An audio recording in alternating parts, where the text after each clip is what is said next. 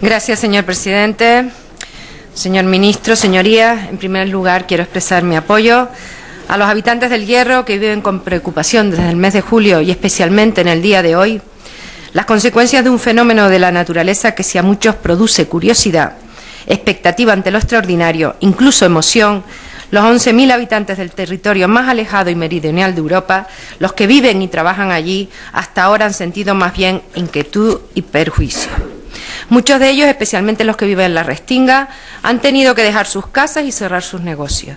También mi recuerdo y mi solidaridad con los habitantes de Lorca, que el 11 de mayo sufrieron los terribles terremotos que se llevaron 9 muertos y numerosos heridos. La historia del Hierro la conocen. Desde el 19 de julio se ha venido produciendo en la isla una elevada actividad sísmica, casi 200 seísmos al día, originada por un proceso de inyección magma en su sustrato. Este proceso tuvo su punto culminante cuando a finales de septiembre aparecieron varios puntos submarinos de emisión de magma junto a la costa del ya famoso pueblito marinero de la Restinga. La crisis económica se ha visto agravada entre los habitantes del Hierro, especialmente entre los vecinos de la frontera y la Restinga, y ha afectado a los distintos sectores empresariales de la zona, el comercio, la pesca, los transportes, el turismo, la hostelería y el submarinismo. Y las medidas preventivas obligaron además a todos los vecinos de la Restinga a abandonar sus casas el 11 de octubre. Además, aparte, unos 60 vecinos de la frontera, semanas antes, teniendo que alojarse en casas de familiares, en la residencia de estudiantes o en el polideportivo de Valverde. El túnel que une las dos mitades de la isla se mantuvo cerrado desde el 27 de septiembre por miedo a los desprendimientos, lo que perjudicó notablemente la actividad comercial en el Hierro. En la Restinga ha tenido que cesar totalmente su actividad laboral y económica. Se han cerrado restaurantes, bares, apartamentos, comercios, centros de buceo. En definitiva, empresas, trabajadores, familias han visto seriamente disminuidos sus ingresos en tiempos de crisis, prácticamente desaparecidos dichos ingresos y además han de afrontar gastos extraordinarios, pagos de hipoteca, préstamos, etcétera. En este contexto, el Gobierno trae hoy aquí un Real Decreto Ley por el que se adoptan medidas fiscales y laborales para paliar los perjuicios producidos por los movimientos sísmicos y las erupciones volcánicas en el Hierro. Vamos a votar a favor, lógicamente, pero no estamos satisfechos con las medidas que trae el Gobierno. Se trata fundamentalmente de la concesión de beneficios fiscales, como la exención de las cuotas del IBI, así como la reducción del impuesto de actividades económicas y también medidas laborales como la consideración de fuerza mayor en expedientes de regulación de empleo. La principal objeción que observamos en el decreto es que no hay concreción. El posterior acuerdo del Consejo de Ministros del 28 de octubre tampoco ayuda a aclarar las dudas. Se establecen unas líneas generales de ayudas, pero no se dice cuánto ni cuándo. No hay una dotación económica y las medidas quedan en el aire. Mala cosa cuando es inminente el cambio de gobierno con los retrasos que ello supone. Se establecen ayudas a tripulantes y armadores afectados por el cese de actividad pesquera, pero no se dice cuánto.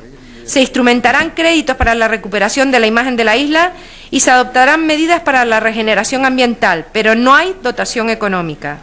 Además, se abre una línea preferencial de crédito a través del ICO, pero será la entidad financiera la que decida si se concede el préstamo y en qué condiciones.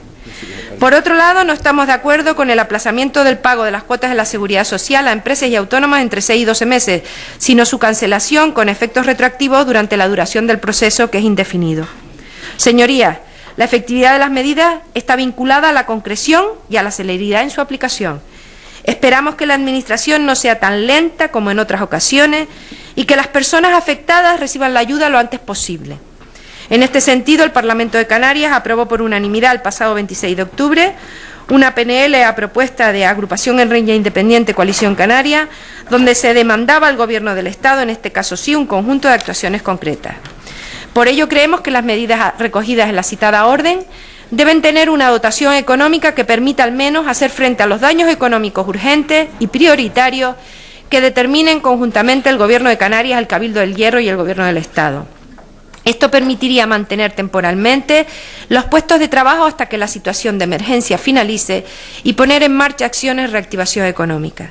Señorías, si queremos que este plan sea serio y sea de verdad una ayuda a los ciudadanos y empresas afectadas, debe contener el compromiso de un monto económico concreto destinado a las acciones más necesarias a corto plazo. En caso contrario, sería defraudar la esperanza de los afectados.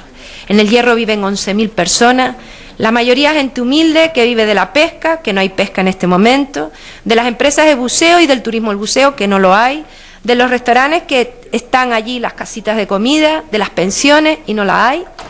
Y en este momento, además, la situación es hoy más grave, muchísimo más grave desde ayer, afectando a la ciudad principal, al municipio principal como es La Frontera, no al pueblo de La Restinga, donde siguen la erupción, pero es probable que sea ya en la zona de La Frontera, y eso determina que tenemos a 11.000 españoles en una situación muy difícil. Y las ayudas tienen que llegar ya, porque la situación de los herreños es insostenible y tienen derecho también a salir adelante en su tierra. Muchas gracias, señor presidente.